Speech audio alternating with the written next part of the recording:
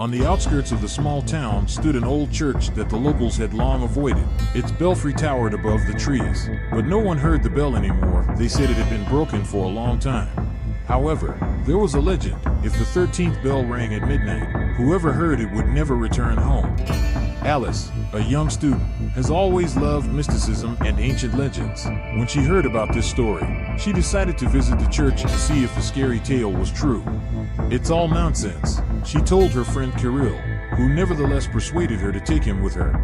And if it isn't? He asked, and you could hear the anxiety in his voice. Then we'll record a video for my blog and become stars. Alice grinned, pulling out her camera. In the evening they arrived at the church. The abandoned building looked gloomy. Its walls were cracked and its doors hung on rusty hinges. Why is it so quiet here?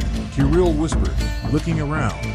It's just the atmosphere, Alice answered, pointing the camera at the bell tower. It's perfect for our video. They stepped inside.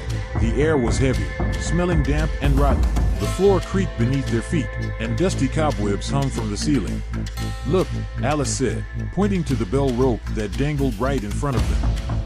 No one has been able to use that bell for decades, Kirill muttered. But at that moment she noticed that the rope looked strangely clean, as if it had been touched recently. They climbed up to the bell tower. The view from the top was frightening. Dark woods surrounded the church on all sides, and moonlight broke through the clouds. Why is this bell here at all? Kirill asked, examining the mechanism. I don't know, but it looks unnatural, replied Alice. The bell was huge, made of black metal that seemed to absorb light. On its surface were engraved strange symbols that Alice had never seen before. Let's go down, Kirill suddenly suggested. I don't like this place.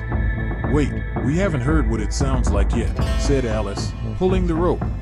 The bell made a low, long sound that echoed around the neighborhood. The sound was so loud that Alice and Kirill's ears popped.